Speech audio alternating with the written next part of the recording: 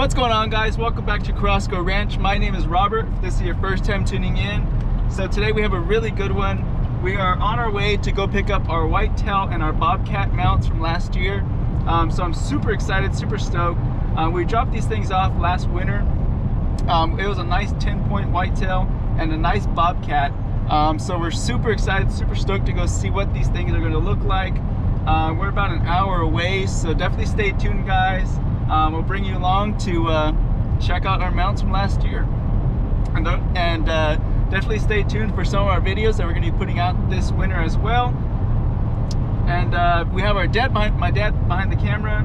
Check out the merch store, and yeah, don't forget to like, share. And so a quick story on the Bobcat and the Whitetail, just to kind of give it some background. So the Bobcat, I shot that one first before I shot the Whitetail.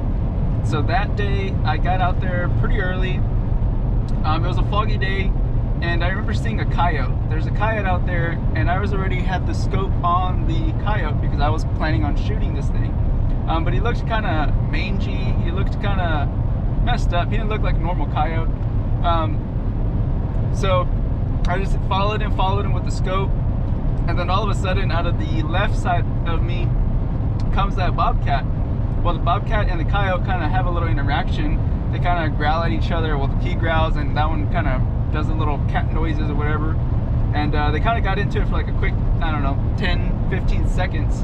And at that time, the coyote just ran off. The Bobcat starts walking away. This is all taking place around a feeder, by the way. And I ended up just taking out that Bobcat as it was walking away. I was like, man, that'd be a cool mount. So I went ahead and took a shot him. Good little lung shot, heart shot on the Bobcat. And then all I did with him was just stuff him in the freezer, and that was pretty much it. I figured hopefully I was gonna get a buck later on, and I'll take them both together for the taxidermy instead of making 2 trips. So that's how that one kind of played out. That was my first ever Bobcat that I've ever taken. So that was pretty cool. So the Whitetail was a nasty day. I had some things to do in the morning, so we went later that evening. It was drizzling, rainy, cold. It was just nasty weather, right, dude? It was just a nasty day. Nasty day to be a human, I guess, but perfect day for the wildlife, for the Whitetail. So that day, me and my dad had been texting back and forth. We were sitting in different locations, and he had seen what, like an 8-pointer that day? 8-pointer after a bow. Yeah, he had seen an 8-pointer that day. He kind of got hung up on that tree line, right, more or less, or he came out. For example, 2-point sight. So he came in to his feeder, and he texted me that. Did you see anything else that day, or no? No, was that deer and that doe. That does. So he saw does, and he saw the 8-pointer. He had texted me, and then that day I had also seen some younger bucks, and then I had seen some does, and then at that same time there was this one particular doe. She was coming from the tree line. She looked like not panicky but nervous, I guess, but she came out to the feeder. She was feeding, and then I would say probably about 20 seconds later I see some horns coming out from the back. I was like, holy crap. So he comes out, and he's a good-looking deer. Comes out and just starts eating at that feeder. He was obviously chasing that doe too, but he was, I'm sure, pretty hungry because he's been, running around. So I took a shot at him, took him out. He ran probably about 30-40 yards maybe, and called my dad. I was like, hey, and he's like, I already heard it. I heard it. Did you get it? I was like, yeah, we got it. So we went over there and found it together. But that same day, we ended up, as we were looking for that buck, another buck was down from us, like about 100 yards, standing in the middle of the road, just looking at us. So this was the craziest day we've had so far, by the way. So he was just standing there looking at us, didn't move. Like, we could have taken another shot at him, but I wasn't really thinking about that. We weren't thinking about that. So he's just standing there looking at us, and eventually we move, trying to go look for that deer. He ends up going somewhere else. Well, we end up finding that deer, and we drag him back out with the truck, and then we come out and start gutting him. Then another buck, nice looking buck, comes out of the brush and stops in the road again. This is a totally different deer. While we are gutting this deer, and just staring at us. Of course, we didn't have our rifles with us again. We were gutting this thing, so that was one of the craziest days ever, to see 3, you know, really beautiful bucks on that little same time frame, and the way it kind of just worked out. But yeah, guys, it was definitely a memorable hunt for us. One of our best days as far as how things kind of played out, seeing those different types of deer and how we saw them.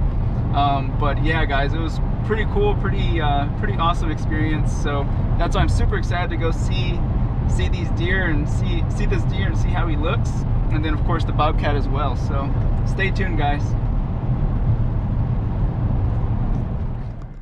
All right, guys, so we just got here, so I'm super excited. He just sent us the message, so I dropped everything and just came out to pick up my mount. So I was so excited, felt like a kid again. So I'm gonna ask if I can record in here. If he says no, then I won't. If he says yes, then I'll definitely record. So I'll let you know what's the outcome is. Alrighty.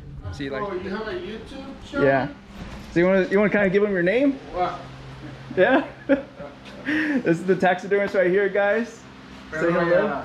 From San Antonio All Game Taxidermy. So check him out. He's located here in Shirts, Texas. Mind if I just show him around? Go ahead. No Cool. problem.